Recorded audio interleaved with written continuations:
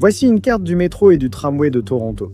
Et si vous pensez que ça a l'air assez simple, vous avez raison. Après tout, quand on la compare à la carte de New York ici, ou même au célèbre métro de Londres, Toronto semble être à la traîne. Mais ce n'est pas forcément vrai. Je ne prétends pas que le métro de Toronto est plus vaste que ceux de New York ou de Londres. Après tout, seules les lignes Yonge University, Bloor Danforth et Sheppard sont en service. La ligne bleue ici, anciennement appelée la ligne Scarborough, a été définitivement fermée, et les lignes argentées et orange ici et ici seront en construction pendant un certain temps. Donc en gros, faites comme si elles n'existaient pas pour l'instant. Avec seulement ces 3 lignes de métro, il serait injuste de comparer Toronto au métro de New York, qui compte 36 lignes, 472 stations et un service 24 heures sur 24. Toronto perdrait presque à chaque fois. Mais la magie des transports de Toronto ne réside pas dans ses itinéraires de métro sinueux ou ses centaines de stations, puisqu'elle n'en compte actuellement que 75. Malgré sa taille modeste, ce réseau dessert les 2,9 millions d'habitants de Toronto et est considéré comme le plus efficace d'Amérique du Nord en matière de transport en commun. Franchement, il est plus efficace que ceux de Chicago ou New York.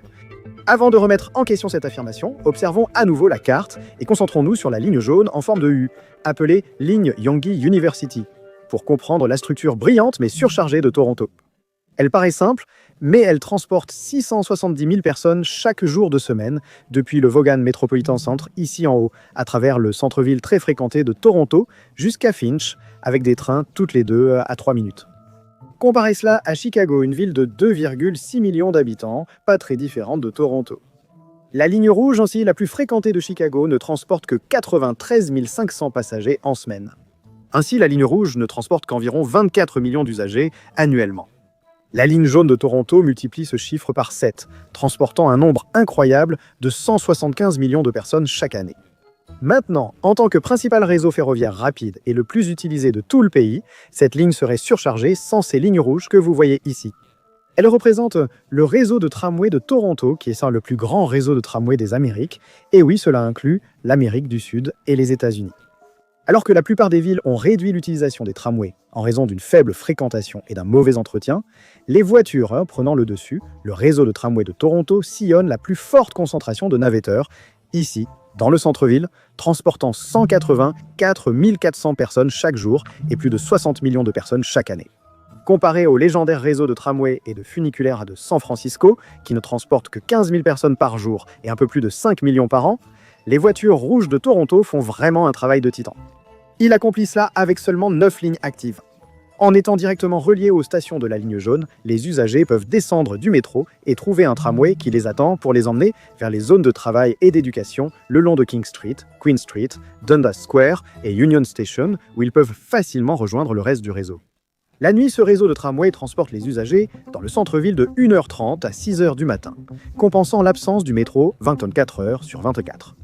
Le réseau de tramway de Toronto transporte quotidiennement plus de passagers que la totalité des transports en commun de Cincinnati et Cleveland combinés.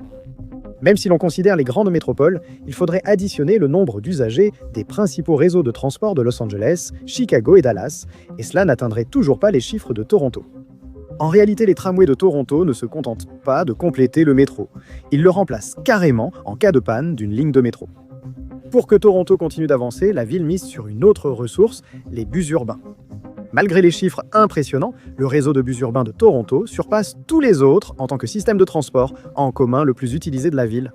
Avec 192 lignes en service, le TBS affiche une fréquentation annuelle de plus de 279 millions de passagers en semaine.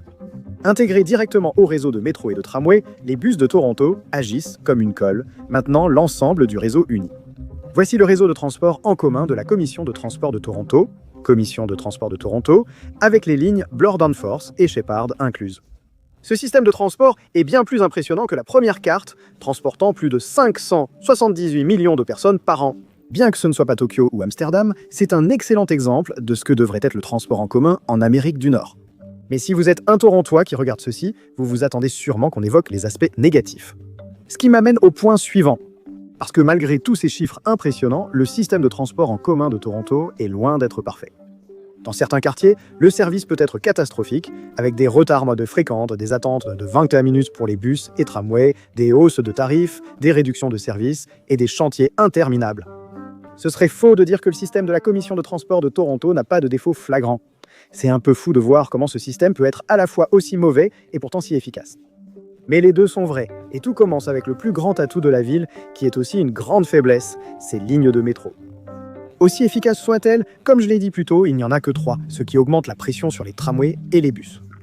Cependant, il n'est pas judicieux de trop dépendre du réseau de tramways et de bus. Si l'on en croit ces chiffres, ces systèmes sont fortement surchargés. En 2022, les 2 tiers des usagers du tramway et du bus ont déclaré être restés coincés dans les véhicules, luttant pour arriver à leurs arrêts à cause de travaux constants et d'une infrastructure vieillissante. Seuls 14% des usagers déclarent que leur bus ou tramway était à l'heure. Et il y a plusieurs raisons à cela, le financement étant l'une des principales. Les décisions politiques de 1995 de réduire le budget de la Commission de transport de Toronto ont encore un impact aujourd'hui, alors que le réseau peine à fonctionner en comptant sur les tarifs des passagers pour maintenir un système nécessitant des rénovations majeures.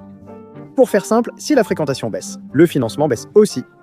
Contrairement à Tokyo, Chicago, New York et Shanghai qui reçoivent d'importantes subventions annuelles pour maintenir leur réseau de transport, la Commission de transport de Toronto est à la traîne avec une aide supplémentaire provenant de la ville elle-même.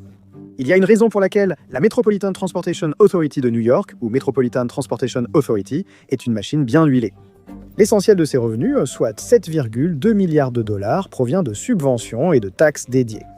La Commission de transport de Toronto a reçu 2 milliards de dollars en subventions d'urgence pendant la crise sanitaire, en 2020 et 2021, mais c'était un sauvetage ponctuel. Le gouvernement fédéral a choisi de ne pas aider la Commission de transport de Toronto à combler le déficit tarifaire en 2022 ni à fournir un financement d'urgence cette année. Comparé à une ville moins fréquentée comme Los Angeles, le financement de la Commission de transport de Toronto à Toronto reste insuffisant. Los Angeles reçoit une subvention généreuse de 4 $ par passager, tandis que Toronto, bien que générant 10% du produit intérieur brut national, ne reçoit que 90 cents par passager sur ses 578 millions de voyageurs. Cela peut justifier la hausse récente de 10% des tarifs de la Commission de transport de Toronto et les réductions de services sur 39 lignes, dont 36 de bus, 2 de métro et 1 de tramway. Cela a laissé plusieurs usagers frustrés par la surpopulation et l'augmentation du temps d'attente sur certaines lignes, dont la plupart desservent des travailleurs en horaires décalés et des ménages marginalisés pendant les heures creuses. Tout cela ne fait que pousser ceux qui possèdent une voiture vers les routes et ponts extrêmement congestionnés de Toronto. Toronto a récemment été classée 3e ville la plus embouteillée d'Amérique du Nord, avec un automobiliste moyen perdant 5 jours par an dans les bouchons. Avec un réseau de transport en commun sous pression, il n'est pas surprenant que 70% des Torontois utilisent leur voiture pour se déplacer, ce qui est terrible. La situation empire lorsqu'on réalise que les routes de Toronto fonctionnent selon un système de service mixte, partageant l'espace routier avec leurs tramways et bus déjà surchargés.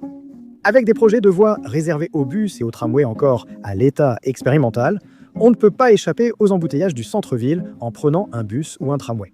Cette situation piège les usagers avec des transports en commun restreints et des routes congestionnées.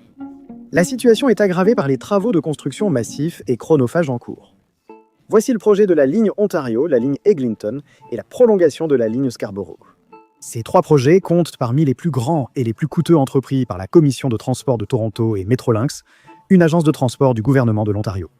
Revenons à la première carte, où j'ai mentionné la fermeture définitive de la ligne 3, aussi appelée ligne Scarborough. Elle n'a pas été fermée sans raison. Ancienne et très défectueuse, la ville a saisi l'occasion de repartir à zéro avec ce projet. Extension de la ligne 2, offrant un service 5 miles plus loin à Scarborough, avec 3 nouvelles stations. Tout semble parfait, sauf le délai. L'extension n'ouvrira qu'en 2030. Sérieusement, d'ici là, une ligne de bus express circulera le long du corridor. Mais ce n'est rien de nouveau. Metrolinx est connu pour ses délais d'achèvement sans fin, comme le montre parfaitement le projet de la ligne Eglinton-Crosstown. La ligne de tramway léger Eglinton-Crosstown West et Scarborough ouvrira en 2020. Elle a commencé en 2010 avec l'inauguration officielle en 2011. Pourtant, elle n'est toujours pas terminée, ayant dépassé plusieurs dates prévues, y compris en 2020 et en 2023, et coûtant plus de 5 milliards de dollars. Aucune date précise n'est fixée actuellement, mais l'année 2024 est évoquée. Le projet de la ligne Ontario a vu son budget passer de 11 à 19 milliards de dollars et sa date d'achèvement repoussée de 2027 à 2031. Les résidents subissent déjà la pression car l'intersection Queen et Yonge a été fermée cette année pour travaux. Cette intersection restera fermée pendant 5 ans. Une décision que Metrolink affirme permettre d'accélérer la construction d'1 an, contrairement à des fermetures partielles. La situation ressemble à un cauchemar logistique, avec les bus et les tramways qui prennent à nouveau le relais. Mais si cela réussit, Toronto sera largement en avance en matière de transport en commun. La seule ligne Ontario va transformer radicalement le réseau de métro en ajoutant 16 km et 15 nouvelles stations, allant d'Exhibition Place, ici, en passant par le centre-ville, jusqu'au Centre des sciences de l'Ontario, réduisant le temps de trajet de 70 minutes à moins de 30 minutes. L'extension de Scarborough et Eglinton, si terminée, réduira la pression sur la ligne jaune et les tramways du centre-ville. Et nous aurons ceci, le réseau du Commission de transport de Toronto de 2031 avec de nouvelles lignes. On dirait qu'on fait marche arrière pour finalement avancer lentement. Ce n'est pas idéal pour la ville actuellement, mais c'est le meilleur avenir possible vu l'expansion rapide de la population et des besoins en infrastructure. Malgré les défis de financement pour les réparations et l'entretien du transport en commun, le système de transport de Toronto demeure un excellent exemple de ce que l'avenir du transport public en Amérique du Nord pourrait et devrait être. Merci d'avoir regardé.